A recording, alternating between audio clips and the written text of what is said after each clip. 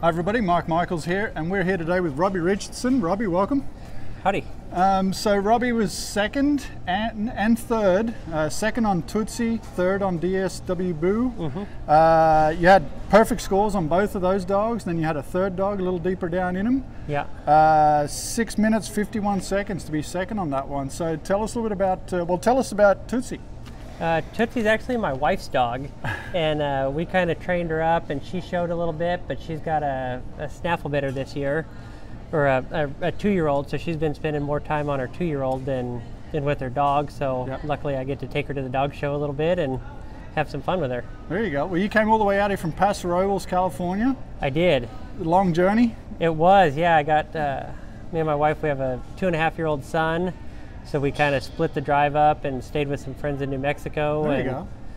Trying to make a family vacation of it. Nice, nice. So qualifying 3 dogs here. How did you get into the Rodear? You know, I grew up in California ranching. I always wanted to have a dog and thought the dog trials would be pretty neat. So I saw advertisement for a clinic for Merle Newton when Mike Canada were putting on a clinic in Kalinga, California. And we just showed up and had just ranch bred dogs that weren't that good, and figured out you need a little better quality dog. Right. And a little better quality horse, you know, and my wife used to show cow horses quite a bit.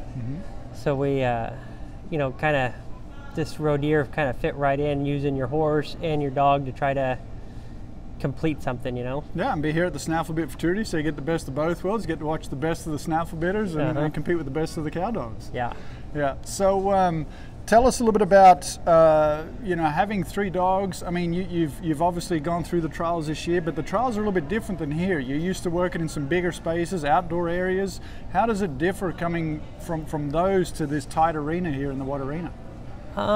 It just depends a lot on kind of how the cattle react. I mean, this Watt Arena, these walls and everything, really, the cattle kind of look up at the crowd, and that's something, a lot of the trials out in California are out on ranches and kind of bigger areas, so there's not all the distraction.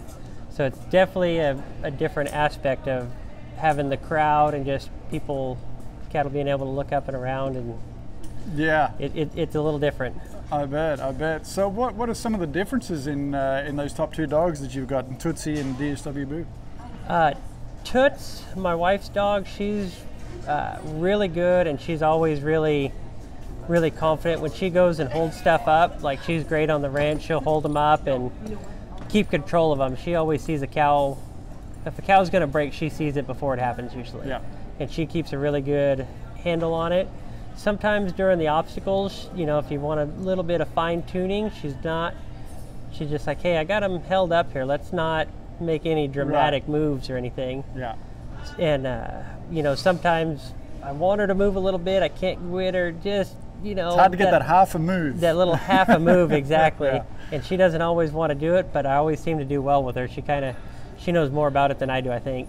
Is there a difference? I mean, obviously DSW, is there a difference with the males and the females? I really like the females. I mean, they just seem really loyal and really intent.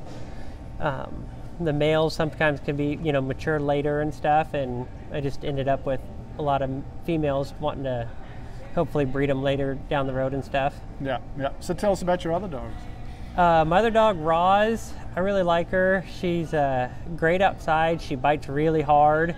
She's really good on pairs and stuff, but all this last few days of travel and not getting to work any cattle or really get good exercise, she was on the bite and kind of ready to go. A couple times when I needed her to get a little wider, she just went ahead and bit something instead. Right. So, but I kind of knew that coming into it with her and tried to get by her. And if the cattle are really rough at a trial, she's usually does really well because she can handle the rougher cattle. But these cattle, I mean, they did a super job preparing them, and this course is really good with good flow. So no, the cattle look good today, and didn't seem like they really took anybody out of it. I mean, you know, they held up for the most part.